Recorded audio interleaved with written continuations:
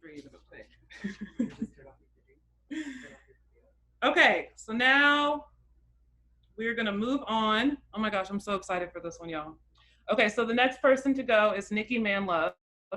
Nikki uses they, them, and she, her pronouns. And the title of her talk is Surveilling Sylvia, Histories of Policing Gender and Sexuality told through the life of Sylvia Rivera. So go for it, Nikki. Yay! Hi, everyone. I'm so happy to be here. Let me get my whole life together really quick. Okay. So when I first was going to give this talk, the original time, I had like this cute little setup in my bedroom, and I was going to say, maybe some of you have never been to a trans person's bedroom before, and I feel badly for you about that.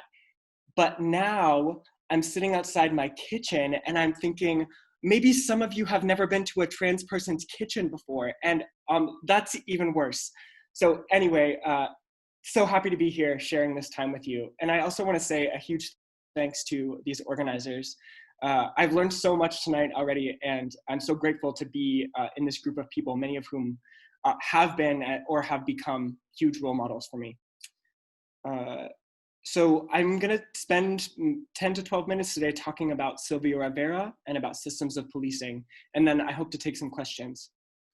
I want to let you know that today I'm coming to you from occupied Salish Kootenai territory in what the United States calls Montana. I can't talk about policing gender without talking about the original imposition of a binary gender system by colonizers on this land and the people who they attempted to exterminate in order to steal it. Healing from the violence of binary gender is impossible without decolonizing this continent and returning stolen land to its original indigenous caretakers. I also forgot to say one thing. I've put this presentation and some further resources at nikkimanlove.com/Sylvia, so you can go there and see this presentation, and maybe someone can put that in a chat. I don't know if that is allowed. Let's get started. Let's talk about Sylvia. So Sylvia Rivera has somewhat recently entered the mainstream consciousness as one of the original activists at the Stonewall Uprisings of 1969, as a founding organizer of STAR, Street Transvestite Action Revolutionaries, and as a key figure in the early gay liberation movement. I think my favorite anecdote about Sylvia is that once she was asked if she was the person who threw the first brick at Stonewall, to which she responded, "No, I threw the first Molotov cocktail." This example of her revolutionary spirit and other parts of her life are crucial in this historical moment because, one, people forget often, perhaps intentionally, how militant her activism tactics were from the very beginning. And two, white people like me, and especially white gay men, often neglect how people who she called comrade left her behind, and in some cases, made her material reality worse instead of better.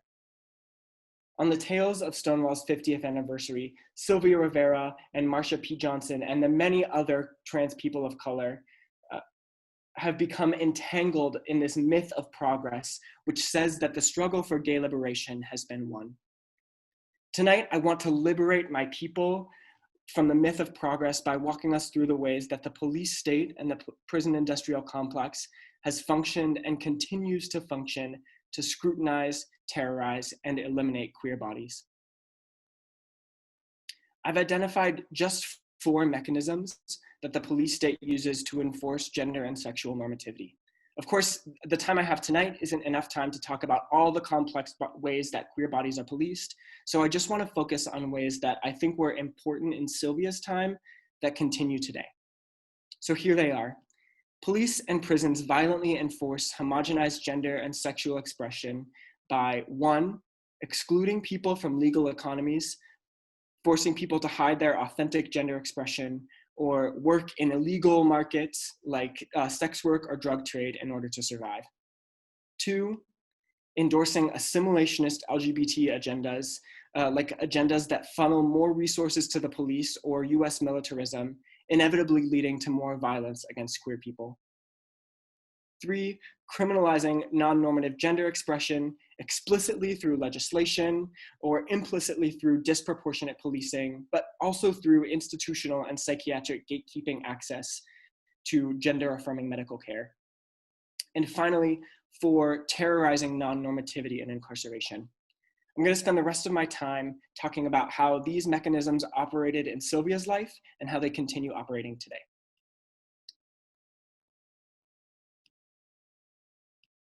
So Sylvia Rivera grew up in a physically and emotionally abusive household, during which she was often physically beaten for wearing her mother's clothes and makeup. After one fight, which left her particularly battered, she left home and began hustling at age 10. She was a sex worker for nearly her entire life. And even though I believe that she was a divine hustler, the instability of this income left her not only financially insecure, but also often unhoused and a close target of the police. As we might know, this is an extremely common experience for trans people, especially trans femme people of color, and has been a pervasive experience for decades.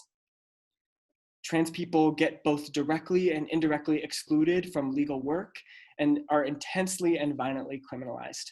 So criminalized, in fact, that their very identities become tied up with these kinds of work. We know that in many cases, just existing as a trans woman of color has become a sort of status crime on its own, with cops often indiscriminately detaining trans women of color who they assume to be sex workers. This is important on the eve of the recent symbolic victory for trans labor rights. Of course, some people will benefit from legal protections allegedly granted by the Supreme Court, but we should temper our celebration with the reality that we will not be liberated by expanding the capacity of a legal system that is rooted in the carceral logics of punishment, remains committed to a violent binary gender framework, and most importantly, is wholly inaccessible to poor people. Nikki, This analysis. Can you slow down just a bit, please? Did you say slow down? Yeah, slow down just a bit. Thank you. Okay, thank you.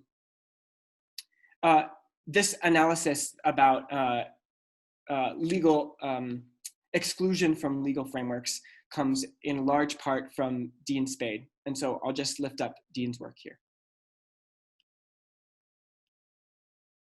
One of Sylvia's most well-known and well-documented speeches was in 1973, when she stormed the stage on Christopher Street Liberation Day, an early Pride event in commemoration of the Stonewall uprisings.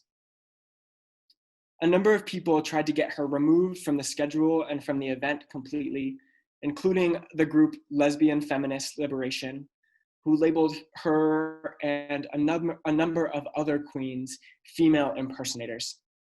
Sylvia was booed relentlessly by the crowd for talking about gender variant people in prison, hustlers, poor and unhoused people, all of whom had been the most important organizers at Stonewall just 4 years before. Gay moderates thought that the fundamental things that Sylvia was asking for, housing, safety, freedom, were too radical.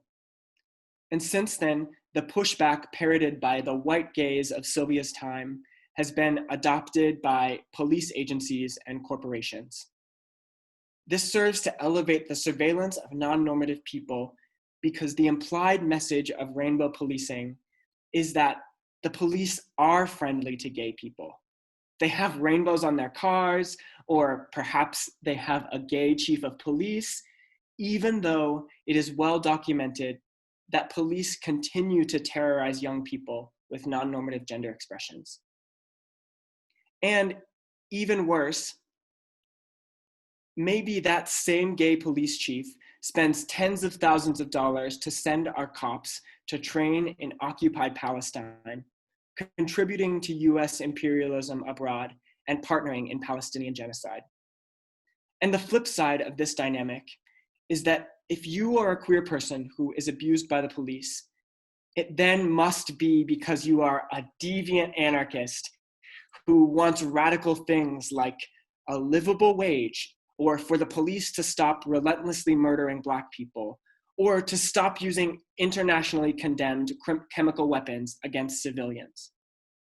The function of police adopting assimilationist LGBT narratives is that it further alienates and justifies the surveillance of anybody who doesn't fit into this normative cis white gay narrative. During Sylvia Rivera's time, there were laws on the books which gave that specifically outlawed cross-dressing, which gave the police pretty indiscriminate authority to detain and brutalize anyone who they thought didn't look normal.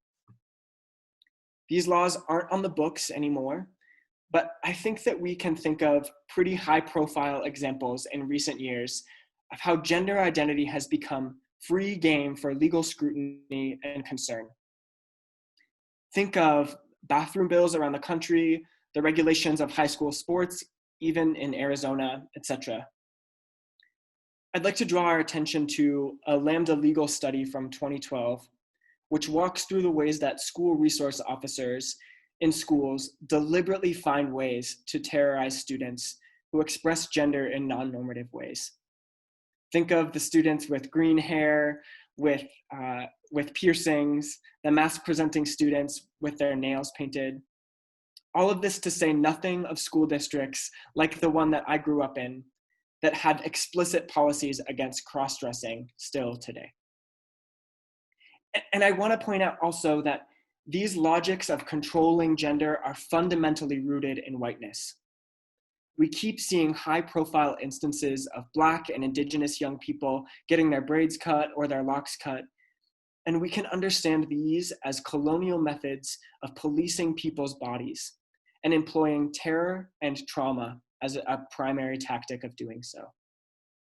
When we think about these policies in the context of queer surveillance, it's clear that the state deploys significant resources just to control people's bodies, and that people whose bodies deviate from the norm just by their existence are inevitably subject to increased violence and terror from the state as we have constructed it.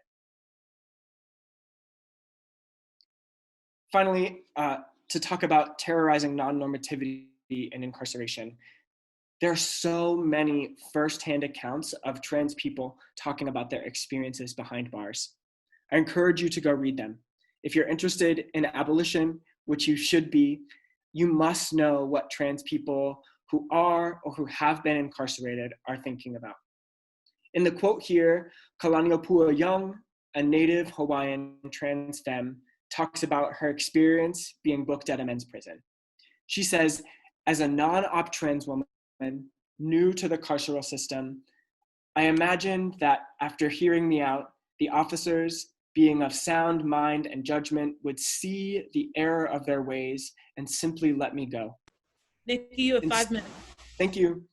Instead, I was placed in community custody for 20 days.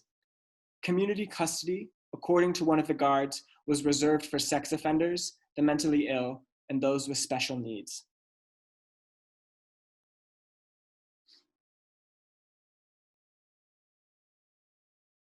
The overwhelming number of these narratives from my trans kin who are incarcerated are so important to know, and they highlight a key value of abolition.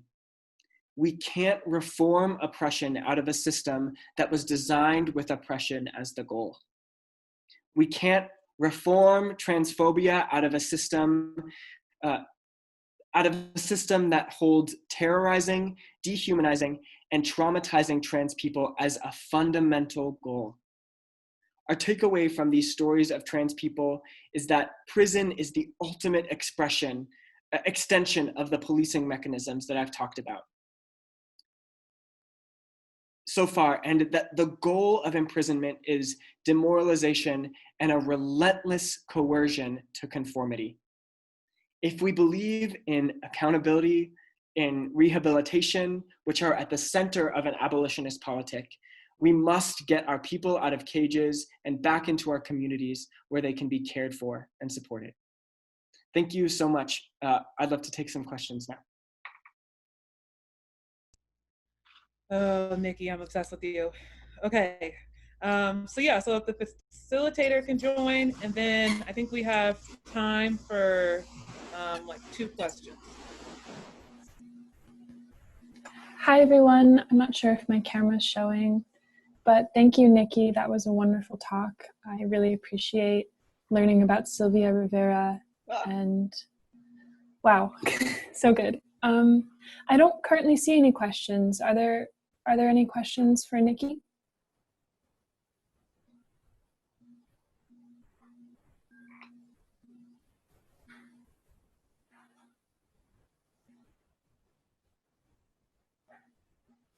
Okay, well, if you want to plug your website one more time where your resources are located, that might be good. Oh, yeah. Wait, let me go all the way back. Maybe I can talk about some trans abolitionists who maybe people should read. Yeah, that's perfect. If you aren't familiar with the book Captive Genders, Trans Embodiment in the Prison Industrial Complex, I highly recommend it. It also, it's a great collection of essays that includes some firsthand narratives of trans people who have been incarcerated, like Kalani Opua's story, that I talked about at the very end. Hey, Nikki, we might have also, one question coming up soon. Yay, go ahead. I think Diego's typing it out now. Also, Michelle says, thank you. This was amazing and horrifying. You're welcome, Michelle. You're my friend now.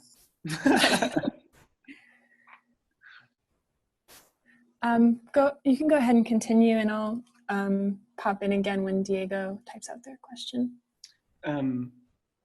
Oh, and I also want to say the introduction to Captive Genders is written by Dean Spade, who's one of my organizing heroes, and it's called Trans Abolition towards abolition with everything we've got, and it's a really remarkable history and outline of an abolitionist politic that's closely in alignment with mine. So.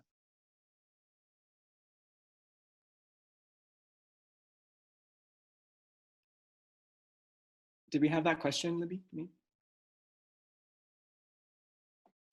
It looks like Libby might have had some tech issues, so I can fill in.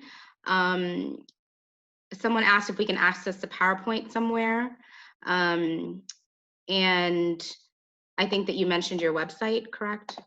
Yeah, right. The PowerPoint is also there. Yeah. Okay, perfect. Thanks.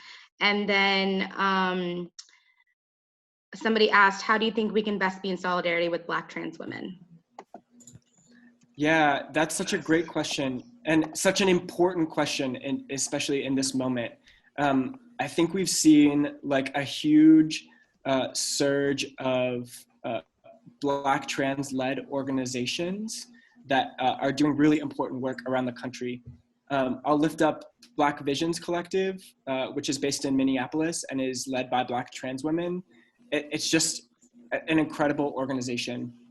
I'll also lift up Sylvia Rivera Law Project, which is in New York and provides pro bono legal services to poor trans people, particularly trans people of color.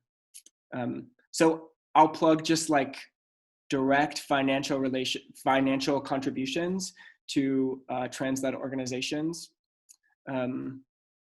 I hope that maybe as an outcome of this event, we can see ways to show solidarity to Black trans people in Tucson specifically. So more to come. Hi, I'm back. Sorry, that was weird. But Diego has a question. You mentioned how trans folks have created their own informal economies. Are there any other examples you can list about trans or non-binary economies that are outside of the state? Oh my God. Yeah, so I talked about sex work, and I talked about drug trade as ways that trans people have been excluded from legal economies. But I also think that trans people, like the example of the Star House, Street Transvestite Action Revolutionaries, was a project that Sylvia Rivera and Marsha P. Johnson started in New York in the 70s. And it was just a house for young trans people to come live, and people worked and shared financial resources and also shared just like knowledge. I think this is a really revolutionary paradigm that trans people have been doing for decades. We know that, and this isn't, of course, the only example of collectives like this. And yeah, I think that's sort of a main part of trans life, is just people living together. I think radical fairies are another good example of people living outside of the state and in self-sustaining autonomous ways and outside of the US economy, or as much outside of the US economy as we can.